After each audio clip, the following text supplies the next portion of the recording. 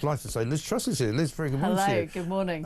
I was just, we were talking about flags and things. When I left last week, people were getting arrested for waving British flags and the flag of St George. And, and you go to America and you don't get people going, why are you flying an American flag outside your house? Depends where you are. Probably if you're on the campus of some woke university. Oh yeah, and there are I wasn't all sorts there. of I was in crazy protesters. I mean, even Yale University in Connecticut has sort of lost the wokeness that it used to have because all their donors disappeared. All these wokers have gone to California, though, haven't they? That's where they are. That's the only place left. If you left. try to go to downtown San Francisco, you probably might get some resistance. I'd probably have to take a gun, to be honest. But anyway, good to see you. I know you want to talk about the Bank of England, you want to talk about the economy, which we do want to do, but I must ask you about Angela Rayner.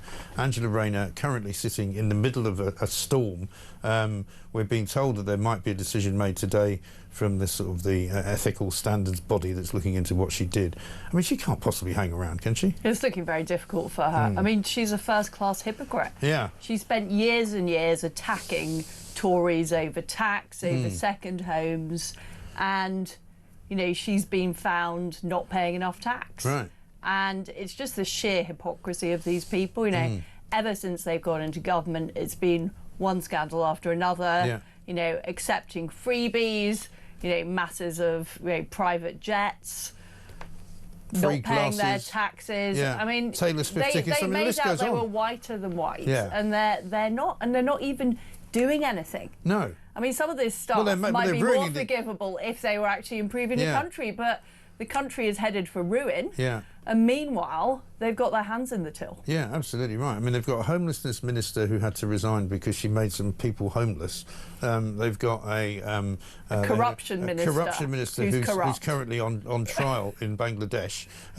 They've now got a business minister who's never done any business in his life and pretends that he's a solicitor. And you've now got Angela Rayner, who apparently set up the increase in stamp duty and council tax and now doesn't understand the system. You would have thought if you had gone around complaining about taxation, complaining about second homes, accusing people of not obeying the law, you would have thought she'd be very, very careful when she did something like buy a second home. You would think. And you make sure you got the best people and you really checked it out. Yeah. She clearly didn't. No. Well, either she did and she didn't tell them what she was actually doing and therefore the advice was wrong, or she didn't sort of understand what they wanted to do. But essentially what this is they don't think the rules are for them. They think the rules are for other people, they're for Tories, they're for people not like them. They think they are whiter than white, they are morally superior, and therefore the rules don't apply. And people can, it's just obvious. Yeah. It's why they're one of the many reasons they're so unpopular. Exactly right. So should she resign, do you think? Well, she should have resigned already. Yeah. She should have resigned already. I suspect this is going to drag on. Hopefully not, because he's got the next sort of needle in the haystack, I guess, is Rachel Reeves. She's got even bigger problems in a way because she can't do her job. Well, it's the whole country's problem. Yeah. It's the whole country's problem. The problem is Britain has been stagnant for actually longer than a Labour government's been in power, for almost 25 years. We haven't grown enough. We've been spending more and more money. We've got crazy policies like net zero that are making our energy costs sky high. It's killing British industry. It's killing the steel industry, the car industry, and they're doubling down on all of this stuff. They've spent more money. They've raised taxes. They've doubled down. It's getting worse. We are close to a cliff edge. Rachel Reeves has now been forced to deny that she's going to have to go to the IMF. We are headed for very, very serious trouble. Well, the only growth industry right now is borrowing, isn't it? I mean, they're borrowing so much, and you write about this on Twitter quite a lot, in terms of the state of the markets, in terms of what happened when you were Prime Minister. It's not even comparable all of these anymore. rates are higher than when I was Prime Minister, and when everyone was screaming blue murder, and it wasn't just the Labour Party, it was elements of the Tory Party, it was the press saying this is dreadful. But the reason I was doing what I was doing was to get growth going, because I knew that if we raised taxes, which is exactly what's happened, the debt would get worse, not better. Yeah. But I was sabotaged by organisations like the Bank of England who thought they knew better, who thought taxes should go up. Yeah. And we're now seeing what happens when you put tax on business up, which is businesses say, actually, we don't want to operate in Britain. or they close down, Yeah. or people say, we can't be bothered going out to work, we'd rather be on welfare. Yeah. That's what happens when you put taxes up too much. It's what I said back in 2022, and instead of actually accepting that I was the elected leader of the Conservative Party with a mandate to do that, I was sabotaged. Yeah. That's the bottom And why line. won't- And you can tell that now because the Bank of England is saying, even though the gilt rates are higher than they were in 2022, this is no problem. Yeah. It's no problem that we've got the highest borrowing And so cost they for 30 ideologically years. are they ideologically captured then? Is that it? Completely. Andrew Bailey has done everything he can to keep Rachel Reeves in power. You know, if you look at inflation is too high, and yet he cut interest rates Yeah. to try and help Rachel Reeves, even though his chief economist said you shouldn't be cutting interest rates. You know, he is doing everything he can to back the Chancellor, and when this all goes down, which it will, and we can see it happening now, it's not just her to blame, it's also the Bank of England, it's the Office of Budget Responsibility, by the way, who's run by somebody from the Resolution Foundation, Yeah. the same think tank that Torsten Bell is part And of. all of those guys are And they all right in the middle of believe it in now. high taxes, Yeah. they all believe in big spending. We are seeing how that is working out now. Yeah. And how soon do you think before it gets to a sort of critical mass? And what does that look like? What does that mean for the economy? Well, Rachel Reeves has delayed the budget Yeah. till late November Great.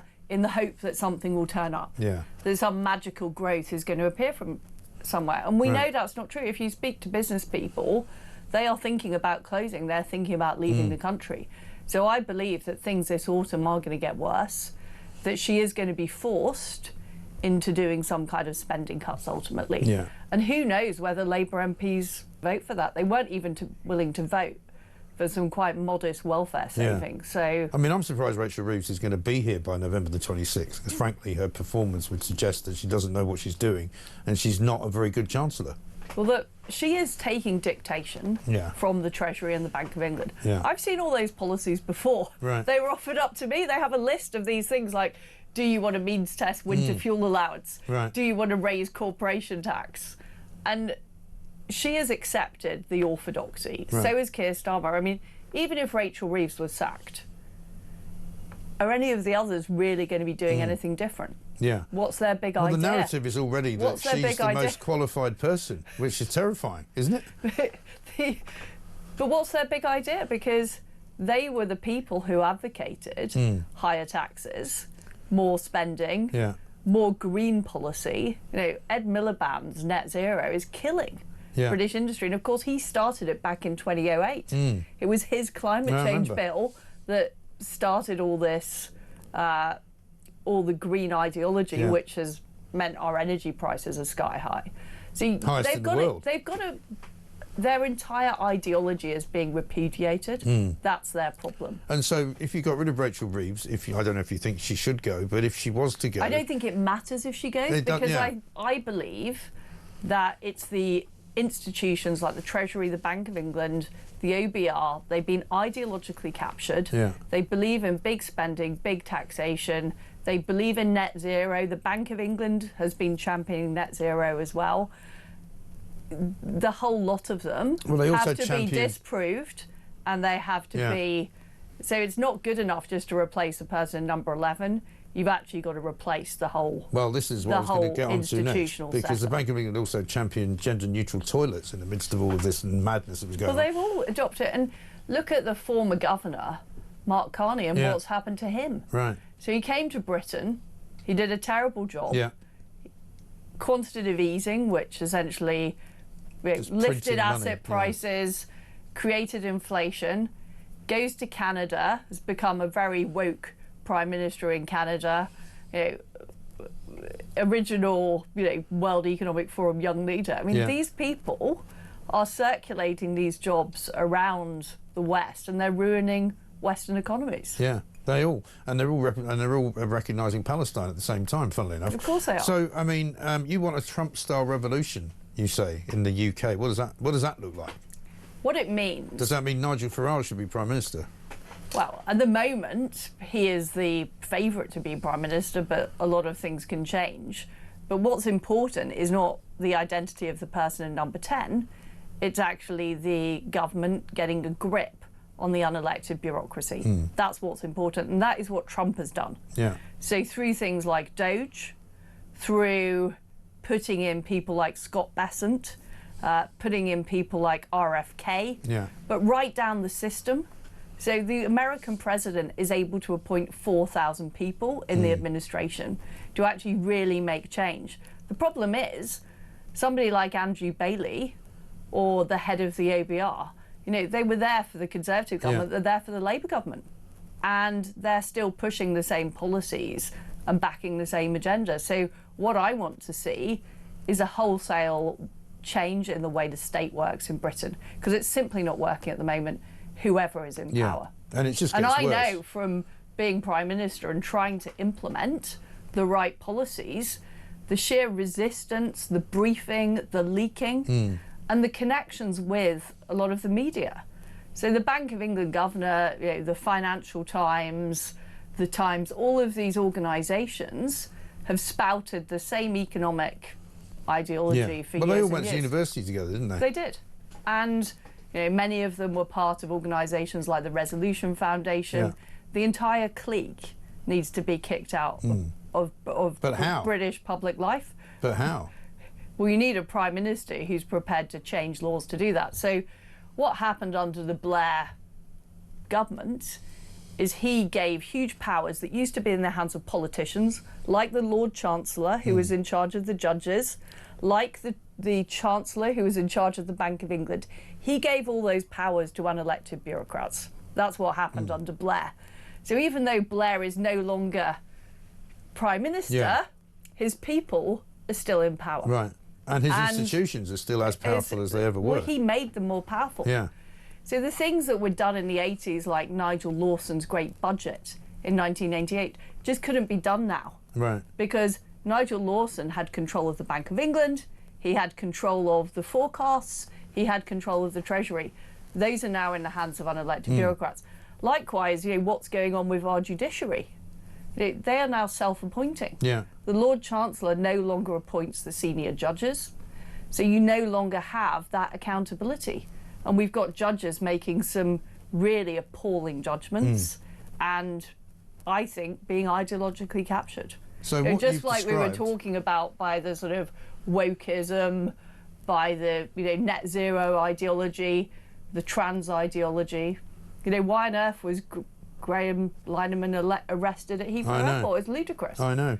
So if Nigel Farage does become the next Prime Minister, or whenever the next election is, I mean, will he not be subjected... I don't think the next election will be until 2029. Right. See, I'm thinking that something bad will happen that will cause an election between now and then somehow. But are these Labour MPs really turkeys that are going to vote for Christmas? Because what's their approval rating at the moment? 11%? I don't think they'd do it out of choice. I think they'd be forced into it somehow. I don't know how. I've just got this kind of vision of everything, just the wheels just coming off everything. The economy, the state of this public order. This happened in the 70s. Yeah, I remember in the 70s. 76, Callaghan had to go for an IMF bailout, but he still remained in office until 79. Yeah. We could be in an exact, very, very similar position. You could have a crisis in 2026, but the government could hang on till 2029. And Callaghan had a much smaller majority than Keir Starmer. Sure. And when Starmer gets desperate, though, will he then think to himself, well, I've got to sack Rachel Reeves, I've got to sack Angela Rayner, doesn't matter what everybody thinks, it will look like I'm doing something. But it won't make any difference. How many resets and reshuffles has he had? Well, I didn't know he was doing phase 2. The entire... He's just reshuffled his people in number 10. It's not going to make any difference. No. Because they're not the people in charge of the legal levers or the economic levers. So what I'm saying is if Nigel Farage was to become the Prime Minister, would he not face what you faced, in other words? Well, if anyone who becomes Prime Minister in 2029 who does not get rid of the Blairite state, so doesn't repeal things like the Constitutional Reform Act, which created the Supreme Court, doesn't repeal the Bank of England Act, they will be in the same position I was in, yes. Unless those laws get repealed. That is very important because we're all operating under Blair rules at the moment. Right. That's what we're operating under. This is like the final period of the Blair era, final act. I believe. Right. Hopefully, otherwise, if it isn't the final act of the Blair era, this country is in very serious trouble. Would you come back with reform if you were asked? I'm not involving myself in politics at the moment. I'm focusing on what needs to change about the state. Okay. Because I think that's well, the two things are kind of more yes, interconnected, aren't they? They're interconnected, but we have a much more serious problem than just which politicians are in office. Yeah. Because they are not in power. That's the fundamental problem. What do you make of Kemi Badenoch? Well, as I've said, I think she's not advocating serious enough change to Britain, and she's not acknowledging what the Conservative Party failed to do for 14 years, which is we failed to take on that Blairite state. So we were, things like the Equality Act, which was basically putting wokery into law. We didn't repeal it. We didn't repeal the Climate Change Act. Actually, we made it worse by net zero to 2050. So I think if the Conservatives want to have a serious chance of getting back in, she has to be very, very honest about what went wrong from the start. Yeah. And, it started with Cameron and co saying they wanted to be the heir to Blair. And that was wrong. I mean, Blairism was fundamentally wrong. I don't think people realised at the time just how clever he'd been in undermining the way British governance worked. Yeah. It was a proper project. Finally, free speech in the UK. Have we lost it? Well, at present, it is lost. It is lost. And all of the laws, right back to the 1986 Public Order Act, need to be repealed. Yeah. We need to go back to our historic liberties that we had as a nation. We invented free speech. Yeah. It's embarrassing that we're being lectured by the Americans on free speech when we gave that idea to them. But people like J.D. Vance are right. He's absolutely right. I mean, it is shocking. The Lucy Connolly case is shocking. The Alison Pearson case is shocking. The Graham Lunneman case is shocking. Yeah. And this is why we have huge problems with sex crime, with illegal migration. The police are being employed to arrest people for posting on the internet. I mean, you could not... If we'd been sitting here 10 years ago and I'd said this is what was going to happen, you say, you're making that up. Yeah, I wouldn't This have sounds believed like something out of 1984. Yeah. It's just... I know. It's extraordinary. It's mad. It's extraordinary. Absolutely mad. Liz, great to see you. Thank you very much for coming in. Good to be on Liz the Truss, show. former Prime Minister there. Free speech gone. Can we get it back?